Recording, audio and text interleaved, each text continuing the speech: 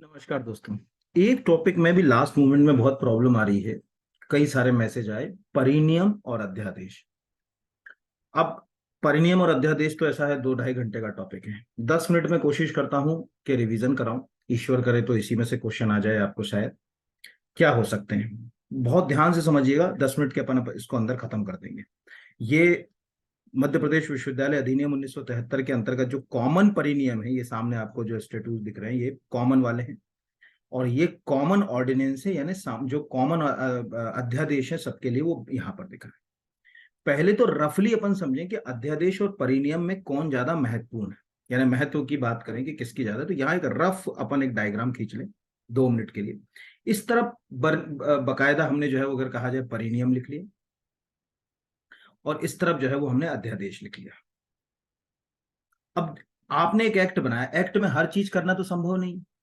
तो एक्ट के अंदर, जैसे अगर मान के चलिए एक्ट के अंदर आपने कोड बनाई, विश्वविद्यालय की कोड। अब कोड के अंदर कोई चुना जाएगा, कैसे चुना जाएगा, क्या प्रक्रिया होगी, कुल सचिव जो होगा उसकी शक्तियां क्या होंगी, सहायक, अभी आप सहायक कुल सचिव बन जाओगे, आपकी शक्तियां क्या होंगी, इसकी कहीं ना कहीं उल्लेख तो करना पड़ेगा। तो इनके लिए हमने क्या करा, समय समय पर कुछ चीजें बनाई, जिसमें से परिनियम और अध्यादेश। मोस्टली परिनियम का सीधा सरोकार विश्वविद्यालय के अंदर जितना भी एडमिनिस्ट्रेटिव सेटअप, जितना भी प्रशासनिक प्रक्रिया है, यानी कुलपति हुआ, ठीक है, कुल सचिव हुआ, कुलाधि सचिव हुआ, ठीक है, या विश्वविद्यालयों के अन्य अधिकारी हुए, या विश्वविद्यालय की कोर्ट है उसके अंदर कौन जो है वो जाएगा, विश्वविद्यालय का जो दीक्षांत समारोह होगा, वो सबसे जुड़े हुए हिस्से जो है वो परिनियम। और परिनियम के लिए जो है वो धारा 35 में, अब देखो पहले ताकतवर को नहीं देख रहे, धारा 35 में लिखा हुआ है परिनियम के बारे में। ठीक है, जब यानी मध्य प्रदेश, ये केवल मध्य प्रदेश विश्वविद्यालय अधिनियम पर एप्लीकेबल है, ये ध्यान रखना ना, सबके लिए जो है वो नहीं। तो धारा 35 जो है वो मध्य प्रदेश विश्वविद्यालय अधिनियम की, वो बताता है कि यार हम किन किन विषयों के ऊपर परिनियम बना सकते हैं। एक बड़ी लंबी चौड़ी लिस्ट है, वो हम जो है वो अगर कहा जाए दिमाग ना लगाएं, आंख बंद करके वहां ये सोचें यार ये एडमिनिस्ट्रेटिव सेटअप से जुड़ा हुआ कोई भी निकाय का संगठन होगा, कोई भी पदावधि होगी, सेवा शर्त होंगी, तो आंख बंद करके सोचो कि ये परिनियम से संबंध होगा। जैसे कोर्ट है विश्वविद्यालय का ना, तो विश्वविद्यालय की जो कोर्ट होती है सभा, उसमें कैसे अपन अपॉइंट करेंगे, कैसे चुनाव होगा, क्या प्रक्रिया होगी, वो सब जो है वो परिनियम के अंतर्गत है। तो परिनियम 35 में एक बहुत सरल सी बात उन्होंने जो है वो कहा गया। फिर 36 नंबर की धारा में लिखा हुआ है कि परिनियम बनाओगे कैसे आप। तो उसमें लिखा हुआ है कि जो पहला परिनियम होगा, यहां पर अगर कहा जाए, उसके बाद के जितने भी परिनियम होंगे वो कोऑर्डिनेशन कमेटी यानी समन्वय समिति बनाएगी। अब यहीं से ध्यान रखिएगा, समन्वय समिति ये लिखा हुआ है धारा 36 के अंदर, समन्वय समिति, कोऑर्डिनेशन कमेटी। थोड़ा बहुत वैसे तो अभी इस लेवल पे है, आपके सबको पता ही होगा कि जो समन्वय समिति है विश्वविद्यालय अधिनियम के तहत, वो समन्वय समिति का जो मुखिया होता है वो हमेशा चांसलर होता है, यानी मध्य प्रदेश में देसी भाषा में कहें तो गवर्नर। ठीक है, क्योंकि कुलाधिपति ही समन्वय समिति को या कोऑर्डिनेशन कमेटी को जो है वो चलाएगा, या कोऑर्डिनेशन कमेटी उसी के कंट्रोल में जो है रहती है। इससे सिद्ध है कि परिनियम में सीधे सीधे जो है वो इन्फ्लुएंस किसका हो गया, आपके गवर्नर का हो गया। क्योंकि आपने कभी भी मध्य प्रदेश विश्वविद्यालय अधिनियम पढ़ा होगा, तो उसमें धारा 34 पढ़ी होगी आपने, उसमें कोऑर्डिनेशन कमेटी के बारे में धारा, मतलब एक भाग है, भाग 6, उसमें एक धारा है 34, उसमें लिखा हुआ है समन्वय समिति। तो समन्वय समिति में उसमें कुलाधिपति, और उसी में नीचे लिखा हुआ है कि भाई जो कुलाधिपति होगा, 34(2) में लिखा हुआ है कि समन्वय समिति का अध्यक्ष होगा, और उच्च शिक्षा विभाग का जो सचिव होगा वो समन्वय समिति का जो है वो सचिव होगा। इससे सिद्ध है कि परिनियम एक्स्ट्राऑर्डिनरी ताकतवर चीज है। क्यों? क्योंकि इसमें कुलाधिपति आ गया, ठीक है, यहां पर समन्वय समिति का अध्यक्ष, और दूसरा सचिव उच्च शिक्षा, ठीक है, उच्च शिक्षा विभाग, क्योंकि समन्वय समिति का सचिव उच्च शिक्षा विभाग का सचिव होता है। इस तरह से ये परिनियम बनाए जाएंगे। वहीं अगर हम अध्यादेश की बात करें, ऑर्डिनेंस, मतलब एक तो समझ पड़ गया क्या कहते जो है वो अगर कहा जाए परिनियम क्यों जो है वो महत्वपूर्ण है, क्योंकि उसमें तो बड़ी पावरफुल है कि एक तो पूरा शिक्षा विभाग एक आईएएस ऑफिसर देख रहा है, उच्च शिक्षा सचिव वो इसके अंदर बैठा हुआ है। दूसरा, पूरे जो इस एक्ट के अंदर जितने भी 8 विश्वविद्यालय है उनका मुखिया तो कुलाधिपति यानी चांसलर है, वो आ रहा है। फिर दूसरा, अगर हम यहां से जाएं अध्यादेशों, ऑर्डिनेंस के बारे में, कि जो विश्वविद्यालय अधिनियम, ऑर्डिनेंस का क्या मतलब होता है भाई, जैसे हमको एग्जाम कंडक्ट कराना है, ठीक है, किसी को डिग्री देना है, मतलब कोई अगर कहा जाए जो है वो एग्जाम की प्रक्रिया जो है वो अगर कराना है, इन सब के लिए जो है वो हमने ऑर्डिनेंस में प्रोविजन करा। जैसे परीक्षा का संचालन कैसे होगा, उपाधि कैसे दी जाएंगी, प्रमाण पत्र कैसे दिए जाएंगे, अहर्ताएं क्या होंगी, पाठ्यक्रम क्या होगा, प्रमाण पत्रों के लिए क्या प्रक्रियाएं अपनाई जाएंगी, कैसे हम फीस लेंगे, परीक्षाओं का संचालन हम कैसे करेंगे, जो स्कॉलरशिप देते हैं स्कॉलरशिप हम कैसे देंगे। ठीक है, यानी वहां पर क्या एडमिनिस्ट्रेटिव सेटअप के ऊपर ज्यादा बात थी। यहाँ पर आप जब कॉलेज में एंटर हो गए तो आप अध्यादेश को कैसे आंख बंद करके सोचोगे यार मैं कॉलेज का स्टूडेंट है, मुझे कॉलेज में सदाचार बना के रखना है। तो ऑर्डिनेंस में ये प्रोविजन है कि भैया कॉलेज में जो विद्यार्थी उनके अंदर सदाचार जो है वो कैसे बना रहे, पाठ्यक्रम क्या होगा उनका, कितनी उनसे फीस लेंगे, छात्र जो निवास होंगे वहां पर छात्र क्या कंडीशंस पे उनको रहेंगे, यहाँ पर जो स्त्री जो विद्यार्थी हैं उनके निवास के लिए जो वो क्या जो है वो अगर कहा जाए प्रोविजन होगा, अनुशासन कैसे होगा, इसमें एडमिनिस्ट्रेटिव सेटअप तो नहीं दिख रहा ना, ये सब ऑर्डिनेंस। इन सब के बारे में ऑर्डिनेंस के अंदर जो है वो बात है। और ऑर्डिनेंस की ये सब कहानी जो मैं सुना रहा हूँ ये धारा 37 में, यानी 37 में अब आपके दिमाग में जो है अगर कहा जाए कहाँ का साफ हो गया कि अध्यादेश की कहानी आपसे जुड़ी हुई है, इसमें से हर बच्चा स्टूडेंट रहा है तो कॉलेज के अंदर उसको क्या क्या मुद्दे दिखते हैं।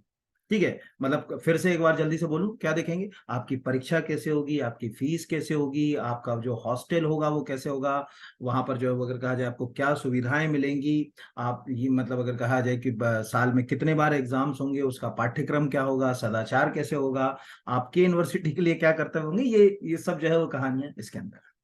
तो ऑर्डिनेंस अगर कहा जाए वो 37 में हो गया अध्यादेश।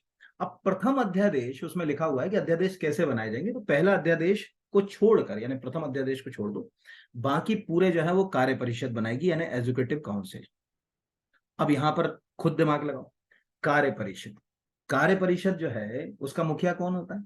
ठीक है, जैसे अभी अपन ने देखा कि समन्वय समिति धारा 34 में समन्वय समिति का प्रोविजन है, और अपन को क्या पता चला कि यार समन्वय समिति का जो हेड है वो कौन होता है, वो होता है कुलाधिपति। जबकि कार्य परिषद के अंदर जो है वो मुखिया होता है कुलपति, यानी कार्य परिषद कौन होगा, कुलपति होगा। तो कार्य परिषद बना रही यानी कुलपति के द्वारा, वाइस चांसलर के द्वारा जो है वो अगर कहा जाए इसको बनाया जाना है। अब यहां पर आपके दिमाग में सेट हो गई कहानी कि यार अध्यादेश वो ताकत नहीं रखेंगे जो परिनियम रखेंगे, क्योंकि परिनियम में कुलाधिपति की रोल है 35-36 या 37-38 जो है अगर कहा जाए याद रखना है। और इनका लिंक किससे कर दिया, धारा 23 से। ठीक है, कैसे, क्योंकि 23 नंबर में कार्य परिषद के बारे में लिखा है और उसमें साफ लिखा है कि कार्य परिषद की का जो हेड होगा जिसके थ्रू कार्य परिषद काम करेगी वो कुलपति ही जो है वो कार्य परिषद के अंदर कुलपति। ठीक है, कार्य परिषद की शक्ति वगैरह 24 में। तो दोनों में अंतर आपके दिमाग में सेट हो गया 5 मिनट में। अब मैं इंपॉर्टेंट पूरे तो नहीं पढ़ा सकता, आप भी समझते हैं, लेकिन हल्का फुल्का रिवीजन करा देता हूं। परिनियम कौन कौन से याद रखना है और जो है वो ऑर्डिनेंस कौन से याद रखना है। तो पहले मैंने ये खोले ऑर्डिनेंस, ये कॉमन ऑर्डिनेंस। कॉमन ऑर्डिनेंस में यहां पर आपको देखो ये 15 ऑर्डिनेंस दिख रहा है, मुझे नहीं लगता कि 15 अभी आप रिवीजन कर पाओगे, फिर भी रफली मैं बता देता हूं। जैसे ठीक है, स्टूडेंट यूनियन इन कॉलेज, ये ऑर्डिनेंस नंबर 1 आप याद रखिए। यूनिवर्सिटी स्टूडेंट यूनियन, विश्वविद्यालय जो छात्र संघ है, ये ऑर्डिनेंस नंबर 2 याद रखिए। डिपार्टमेंट ऑर्डिनेंस नंबर 3, यानी विभाग क्या होगा, क्या क्या विभाग के अंतर्गत आएगा, वो ऑर्डिनेंस नंबर 3 या अध्यादेश 3 में। एग्जामिनेशन यानी जो परीक्षा होगी या परीक्षक जो होगा, मतलब एग्जामिनेशन की क्या प्रक्रिया कैसे होगी, वो धारा मतलब अध्यादेश 6। इसके बाद नीचे चले जाओ, ये आप चाहो तो स्क्रीनशॉट ले लेना, बाकी मुझे नहीं लगता कि अभी अपने पास समय इतना है कि अपन कर पाए। सीधे अपने को याद रखना है, ये मैं इसीलिए बता रहा हूँ कि अपन देख के हो सकता है कल तक याद रहे कि डॉक्टरेट ऑफ फिलोसफी यानी 11 सबसे इंपॉर्टेंट, एक और एक 11 ताकतवर। सबसे ताकतवर क्या होगा, तुम अगर एजुकेशन में जाओगे सबसे ताकतवर क्या, पीएचडी कर लेंगे। तो डॉक्टर ऑफ फिलोसफी 11 नंबर के ऑर्डिनेंस में, डॉक्टर ऑफ लेटर्स 12 नंबर के ऑर्डिनेंस में, मास्टर ऑफ फिलोसफी 13, यानी इसी क्रम में घट रहे हैं ये 11 12 13, डॉक्टर डॉक्टर मास्टर। तो 11 12 13 अध्यादेश ऐसे याद रख सकते हो, 11 12 13, एक और एक 11 होते हैं, और 11 सबसे ताकतवर है। और पढ़ाई करूंगा तो मुझे पीएचडी कर ली, तो इससे बड़ी कोई डिग्री नहीं, सबसे ऊपर तो पीएचडी है, मैं पीएचडी कर लिया सेचुरेटेड हो गया। ठीक है, फिर उसके बाद जो है वो जैसे चॉइस बेस्ड क्रेडिट सिस्टम है। ठीक है, मतलब इसको हिंदी में चॉइस बेस्ड क्रेडिट सिस्टम ही कहेंगे। मेमोरेंडम ऑफ अंडरस्टैंडिंग है, ये भी मेमोरेंडम ऑफ अंडरस्टैंडिंग ही रहेगा। ये अध्यादेश, और भी अध्यादेश हैं पर अभी अपन रिवीजन तो कर ही नहीं सकते, तो ये कॉमन हो गया। अब हम चले आते हैं परिनियमों के ऊपर। तो परिनियमों में कुलपति जो होगा उसकी क्या शक्तियां होंगी। ठीक है, यानी जो कुलपति होगा उसकी जो है वो शक्तियां क्या होंगी, ये आपको जो है वो परिनियम 2 मोस्ट आईएमपी याद रखना है। ठीक है, फिर जो है वो अगर कहा जाए कि सीधे आप मीटिंग ऑफ कोर्ट परिनियम 6 याद रखना। देखो पूरे तो मैं नहीं करा सकता, दिख रहे हैं, मैं पढ़ के भी सुनाऊंगा तो आपका समय खराब करूंगा, आपको लगेगा कि यार रीड कर रहे हैं सर, क्या मतलब निकलेगा। तो अभी मैं जो है अगर कहा जाए, बेसिक से बता दे रहा हूँ, जैसे मीटिंग ऑफ कोर्ट अपने को मालूम है, सभा की मीटिंग साल में कितने बार होती, एक बार होती। अब इस परिनियम में ये लिखा हुआ है कि भाई स्पेशल मीटिंग कराना है तो वो कुलपति कराएगा, वाइस चांसलर। और वो कब कराएगा, 3 महीने में करा सकता है, लेकिन लास्ट मीटिंग के बाद, जैसे मान के चलो आज मीटिंग हुई तो आज के बाद 3 महीने के बाद दूसरी मीटिंग हो सकती है, या वार्षिक मीटिंग हुई है तो उसके 3 महीने बाद दूसरी मीटिंग हो सकती है, वो स्पेशल मीटिंग है। वो कहीं पर भी आप विश्वविद्यालय अधिनियम पढ़ोगे, उसमें जो कोर्ट है यानी विश्वविद्यालय की यानी जो सभा के बारे में प्रोविजन है, उसमें कहीं ये साफ नहीं लिखा हुआ है कि जो है वो स्पेशल मीटिंग जो है वो क्या हो। उसमें केवल ये लिखा हुआ है धारा 21 में, अगर आप विश्वविद्यालय अधिनियम पढ़ोगे, कि साहब जो है वो साल में एक मीटिंग होगी, एक कैलेंडर वर्ष में कम से कम एक मीटिंग होगी, और वो होगी परिनियमों के तहत, और उसकी गणपूर्ति के लिए 25 लोगों की जरूरत है। ठीक है, यानी 25 लोग उसमें जो है वो अगर कहा जाए कोरम में चाहिए। उसके अलावा 21 नंबर का आप सेक्शन पढ़ो, कुछ भी नहीं लिखा। यहां अपने को उसमें थोड़ा सा विस्तार, अभी मैं नीचे चला जाता, मैं एक दिखा देता हूं, अभी तो समय नहीं है लेकिन फिर भी मैं दिखा देता हूं कि ये बहुत बड़ा है। अब आप 87 पेज का है, पहला वाला हिस्सा है ना, ये 3 हिस्सों में है, तो इतना तो समय इस क्लास में अभी किसी के पास है ही नहीं। ठीक है, मैं सीधे ऊपर चला गया 6 नंबर, जिससे आपको समझ पड़ जाए कि मैं जो कह रहा हूँ वो क्या कह रहा हूँ। ये देखिए, meeting of the court, the ordinary meeting held with the calendar year shall be annual general meeting on the court. ये आपने 21 नंबर की धारा में लिखा, देखो ध्यान से, सभा का सम्मेलन एक कैलेंडर वर्ष में कम से कम एक बार होगा। द ये नहीं लिखा, the special meeting of court, ठीक है, कौन कराएगा, कुलपति। द स्पेशल मीटिंग जो है वो अगर कहा जाए कितने दिन में होगी, कम से कम 3 मंथ हैज भी जो है वो अगर कहा जाए, जो भी समय होगा निकल जाए उसके बाद एनुअल मीटिंग के, लास्ट मीटिंग के, ये यहां पर मिल गया। तो इस तरह से अपन परिनियमों को देखें तो अभी हमको कौन कौन से परिनियम याद रखना है ना। पहला तो अपने को समझ पड़ गया कि कुलपति की ताकत, परिनियम 2। फिर सीधे हम चले गए 6 नंबर का परिनियम, जिसमें अपने को जो विश्वविद्यालय की जो सभा होंगी उसकी मीटिंग। ठीक है, स्टैंडिंग कमेटी और एकेडमिक काउंसिल, ये भी अपने को याद रखना पड़ेगा, इंपॉर्टेंट है, क्योंकि इसके बारे में भी आपको आ सकता है। विद्या परिषद और स्थायी समिति बोलते हैं 7 नंबर का। ठीक है, तो स्टूडेंट 7 दिन जाते हैं तो 7 नंबर में विद्या परिषद के बारे में, अब आप कैसे याद रखोगे वो आपके ऊपर है, इसीलिए मैं थोड़ा थोड़ा ही जो है वो बताने की कोशिश कर रहा हूँ। फिर सीधे मुझे लगता है कि 10 नंबर अपने को याद रखना चाहिए, बोर्ड ऑफ स्टडीज। आ तो सब सकते हैं भैया, मैं सोचूं कि मैं कह दूं कि यही आएगा तो मेरे हाथ में तो बस में नहीं है। बट अगर अपन रिवीजन कर रहे हैं तो प्राथमिकता को किसको देखें, तो बोर्ड ऑफ स्टडीज, अध्ययन बोर्ड वाला जो है वो आ सकता है। अध्ययन बोर्ड की शक्तियां 10 और 11।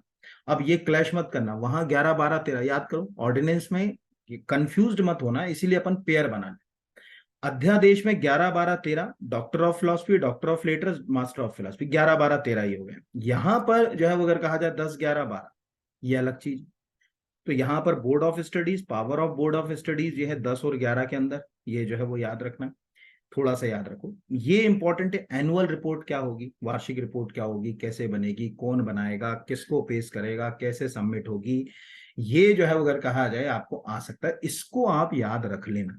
13 नंबर मुझे लगता है कि शायद आपसे पूछ ले वार्षिक रिपोर्ट, क्योंकि जो 47 नंबर का सेक्शन है, या मैं आपको सेक्शन भी बता देता हूँ, जो धारा 47 है विश्वविद्यालय अधिनियम की, उसमें जो है वो अगर कहा जाए एनुअल रिपोर्ट का प्रोविजन है, और 13 नंबर के परिनियम में वो एनुअल रिपोर्ट कैसे बनेगी, क्या होगा, वो सब चीजें जो है आपको विश्वविद्यालय से मानद उपाधि मिलती है ना। जब आप अपना एकेडमिक कर लेते हैं तो मानद उपाधि, वहां जाओगे तो मानद उपाधि 35 नंबर में है, 35G पढ़ो। ठीक है, तो उसमें जो है वो मानद उपाधियों का प्रोविजन है, तो क्या मानद उपाधि की प्रक्रिया होगी, कैसे होगी, क्या होगी, ये सब जो है वो परिनियम 14 में डाल दिए। ठीक है, ये वाला भी अपने लिए इंपॉर्टेंट हो सकता है, परिनियम शायद आ जाए तो। रजिस्ट्रेशन ऑफ ग्रेजुएशन, स्नातकों का पंजीकरण, मुझे नहीं लगता कि शायद जो है वो आपसे बहुत ज्यादा पूछा जाए। ठीक है, seniority of teacher of university, विश्वविद्यालय में अध्यापकों की जो है वो वरिष्ठता, ये मुझे प्राचार्यों की वरिष्ठता, प्रिंसिपल, ये आ सकता है 17 नंबर, क्योंकि प्राचार्य जो है वो प्रिंसिपल एक इंपॉर्टेंट रोल प्ले करता है, तो प्राचार्य की जो है वो अगर कहा जाए वरिष्ठता के बारे में शायद आपसे पूछ ले। ठीक है, फिर सीधे जो है वो अगर कहा जाए नीचे चले जाए, मतलब बाकी छोड़ते हुए चले, अब लास्ट मोमेंट पे तो मैंने बोला कि छोड़ ही दो। फिर सीधे जो है वो अगर कहा जाए कि परिनियम 20 वो आपके साथ है, other officer of university, condition and service, power and duty, ये आपके लिए, क्योंकि जो आप सहायक कुल सचिव बन रहे हो ना, सहायक कुल सचिव क्या होगा, कैसे बनेगा, क्या क्या उसको पावर होंगी, कैसे काम करेगा, ये other officer of the university coordination and service में आएगा। यानी 20 नंबर का परिवहन परिणाम ठप्पा मार के याद करके जाना है कि हमारे लिए साला हम कल को जो है वो कल सहायक कुल सचिव, तो शाम को निकलोगे तो सहायक कुल सचिव बन के ही निकलोगे, ये तो साफ सुथरी, जो एंटर हो गए तो आम इंसान की तरह एंटर हो गए, शाम को 5 बजे निकलोगे तो बस अब इंटरव्यू देना है। ठीक है, तो सहायक कुल सचिव 20 नंबर का प्रीमियम। ठीक है, उसमें विश्वविद्यालय के जो अदर ऑफिसर्स हैं, आपको याद करो विश्वविद्यालय के जो अन्य अधिकारी हैं उनके बारे में धारा 18 में प्रोविजन है। ठीक है, कभी आप विश्वविद्यालय अधिनियम जाओगे तो धारा 18 में लिखा है अन्य अधिकारी कौन कौन होंगे। उन सब अन्य अधिकारियों के बारे में आपको कहाँ मिलेगा, धारा 20 में। लेकिन उन अधिकारियों में वित्त अधिकारी इंपॉर्टेंट होता है। तो वो जो वित्त अधिकारी होगा, यानी function and duty of finance controller, यानी वित्त नियंत्रक या वित्त अधिकारी कैसे काम करेगा भाई, ये परिनियम 21 में अलग है। यानी अदर ऑफिसर्स में 20 नंबर में सब आ गए, जितने आपने नाम सुन रखे होंगे, ठीक है, वो सब हैं। लेकिन 21 नंबर में जो फाइनेंस वाला होगा उसको अलग से उन्होंने क्या कर दिया, जगह दे दी। तो आपका हीरो सहायक कुल सचिव और वित्त 20-21 भी याद रखिएगा, मुझे लगता है कि शायद आपसे ये हो सकता है जो है वो पूछ लिया जाए। फिर जो है वो अगर कहा जाए qualification of teacher in affiliated college, जो भी संबद्ध कॉलेज है उनमें अध्यापकों की अहर्ताएं क्या है, वो मुझे नहीं लगता कि आएगा, यानी बहुत ज्यादा इंपॉर्टेंट नहीं है। हाँ, लेकिन ये आ सकता है election of student member to the court, ये ध्यान रखिएगा। ये 24 नंबर का शायद आपसे पूछ लिया जाए, क्योंकि सभा के लिए जो छात्र सदस्य होंगे, यानी जो यूनिवर्सिटी कोर्ट होती है उसमें स्टूडेंट को जब हम भेजेंगे, कैसे इलेक्ट होंगे, क्या जो है वो अगर कहा जाएगा, शायद ये पूछ ले, शायद। लेकिन ये वाला मुझे ज्यादा अच्छा लगता है, क्योंकि सबको हमको एग्जाम देना है, और कल को सहायक कुल सचिव बनने के बाद तुमको भी इससे जुड़ना ही पड़ेगा।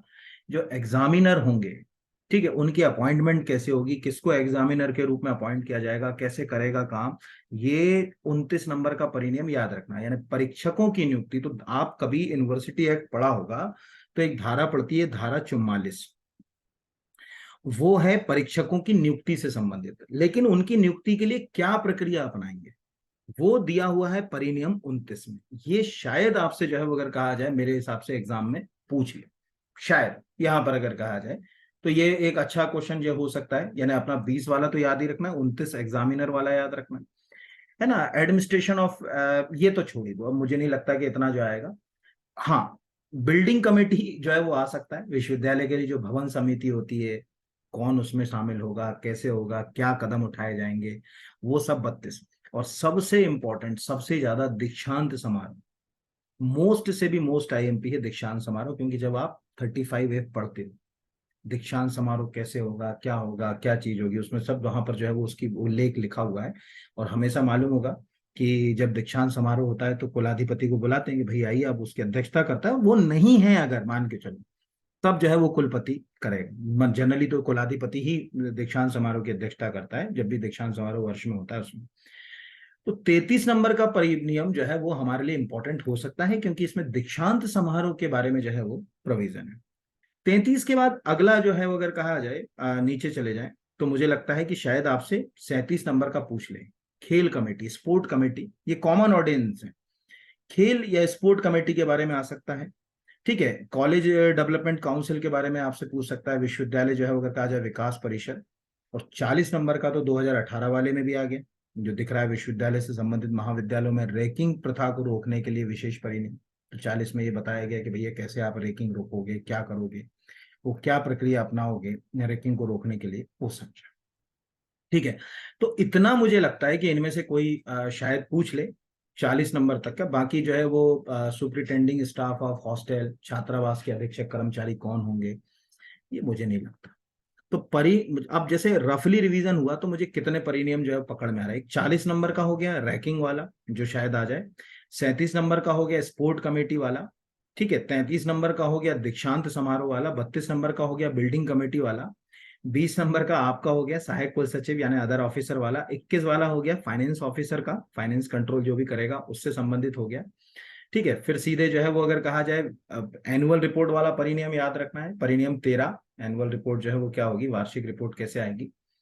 परिनियम 10 याद रखना है, बोर्ड ऑफ स्टडीज। और सीधे जो है वो आपको याद रखना है परिनियम 6, मीटिंग ऑफ कोर्ट, यानी जो सभा की बैठक है वो कैसे होगी। ये हो गए परिनियम, इनमें बहुत इंपॉर्टेंट रोल है कुलाधिपति की। और इस तरफ अगर हम बगल में चले जाएं तो ये है ऑर्डिनेंस। ऑर्डिनेंस में मैंने आपको पहले ही बता दिया था कि ऑर्डिनेंस में आपको एग्जामिनेशन, ये 6 कैसे जो है परीक्षा होगा, क्या होगा, वो अध्यादेश। इधर 10, 11, 12 ये दूसरा मैं आपको बता दूं, ये जो मैंने बताया है ये कॉमन ऑर्डिनेंस है। कॉमन ऑर्डिनेंस का मतलब है ये सब यूनिवर्सिटीज पे लागू होंगे। इसके अलावा यूनिवर्सिटीज अपने ऑर्डिनेंस अलग लगा सकती है। तो वह जाते आते दिखा देता हूँ, वो किसी ने पढ़ लिया हो तो कई बार बच्चे बोलते हैं कि हमने ये वाला पढ़ा था, तो वो कहाँ क्लैश होंगे, तो उसके लिए मैं एक बार दिखा दे रहा हूँ कि आप कहाँ कंफ्यूज होंगे। अब देखिए, मैंने आपके सामने कुछ परिनियम खोल लिए। ये जीवाजी यूनिवर्सिटी के परिनियम है, स्क्रीन के ऊपर दिख रहे हैं यहाँ पर, ये लिस्ट डली हुई है। ठीक है, इसमें अंतर मिल जाएगा आपको। यहाँ पर अगर कहा जाए जैसे जीवाजी, बाकी तो कॉमन है, जैसे मीटिंग ऑफ कोर्ट परिनियम 6 वो भी हमको दिख रहा है यहाँ पर। लेकिन कुछ जगह जो है वो आपको अंतर जो है वो मिलेगा, कुछ जगह। कुछ जगह कैसे अंतर मिलेगा, जैसे यहाँ 40 नहीं है, वहाँ 40 नंबर का है रैंकिंग वाला। या यहाँ अगर अपन चले जाएं, ये है महाराजा छत्रसाल बुंदेलखंड विश्वविद्यालय के परिनियमों की लिस्ट। अब इस लिस्ट में जाओ तो ये देखो, यहाँ पर इसके परिनियमों के जो सीरियल है उसमें थोड़ा सा जो है वो अंतर आपको देखने को मिलेगा। कुछ तो कॉमन मिलेगा, लेकिन कुछ में जो है वो अंतर जो है वो देखने को जो है वो मिल जाएगा। तो अपन कॉमन ऑर्डिनेंस की बात करें, जैसे अदर ऑफिसर यूनिवर्सिटी को जो है वो अगर कहा जाए, ये फाइनेंस ऑफिसर वाला, ये कॉमन अपने को याद रखना है। ये एक क्वेश्चन जो है वो अपने को आ सकता है। कुछ जो है वो अगर कहा जाए डिफरेंस जो जैसे मैंने कहा, जैसे ऑटोनोमस कॉलेज 35 नंबर का, ये यहाँ पर अपने को मिल रहा है। जब हम कॉमन ऑर्डिनेंस में गए, यहाँ पर ये, यहाँ चले गए हम ये कॉमन ऑर्डिनेंस में, ये तो यहाँ पर ये आपको 35 नंबर नहीं मिलेगा, ये बाद में आया। ठीक है, तो ये मतलब एक ये याद रखिएगा कि टाइम टू टाइम कुछ ऑर्डिनेंस बाद में भी जोड़ेगा, और वो यूनिवर्सिटीज के हिसाब से। तो अभी हमारे लिए जो ऑर्डिनेंस हो गए वो मैंने क्या बताया, जो बेसिक हो गए कि पावर ऑफ कुलपति ये एक हो गया, कोर्ट विश्वविद्यालय की सभा जो है वो 6, ये अपने को याद रखना है। ठीक है, एनुअल रिपोर्ट वाला जो है वो अपने को याद रखना है। यहाँ पर अपन ने ये खोला, इधर किधर चले गए, ये चले गए यहाँ पर, ये वापस से जो है वो चले गए अपन, ये एनुअल रिपोर्ट, ये कितने नंबर पे है, 13 नंबर। 13 नंबर के ऑर्डिनेंस में अपने को एनुअल रिपोर्ट दी है, यहाँ भी 13 में एनुअल रिपोर्ट दी, यानी ये कॉमन। ऐसे अगर हम तैयार कर लें कि कॉमन ऑर्डिनेंस को तैयार कर लें तो हमको जो है दिक्कत नहीं आएगी। बाकी को आप जो है वो, मुझे लगता है कि अब ज्यादा उसमें दिमाग लगाने की जरूरत नहीं। इतना जो है वो यहाँ पर, जैसे छत्रसाल में अपने को ऑटोनोमस डिपार्टमेंट, ऑटोनोमस कॉलेज 35-36 दिख रहा है, इसको अभी अपन ज्यादा दिमाग ना लगाएं उसमें। तो ये मैंने एक रफली आपको रिवीजन करा दिया, किस्मत रहे तो शायद इसी में से कोई क्वेश्चन आ जाए, या हमारे दिमाग में कंसेप्ट तो क्लियर ही हो गया कि ऑर्डिनेंस के बारे में जो है वो मतलब परिनियमों के बारे में बात हो गई आपकी इधर 35-36 में। उधर जो है वो अध्यादेशों के बारे में हो गई 37-38-39, उधर अध्यादेश में चले गए हम लोग। परिनियमों में हमने कुलाधिपति को बीच में ले आए, अध्यादेशों में जो है वो कुलपति को ले आए, परिनियमों में समन्वय समिति को हीरो बना दिया, अध्यादेशों में जो है वो कार्य परिषद को जो है वो हीरो बना दिया। बस इस तरह से करिए, देखते हैं बाकी तो। चलिए, बहुत धन्यवाद आप सबका। ईश्वर करे कि सफलता मिले आपको, खूब ईमानदारी से मेहनत करिए। समय मिले तो देख लीजिएगा एक बार, रफली रिवीजन हो जाएगा आपका। हालांकि लेट तो है इसमें, लेकिन लगता है अगर कभी मौका है, कुछ एक आध किस्मत रही शायद आ जाए क्वेश्चन वाली बात है। धन्यवाद।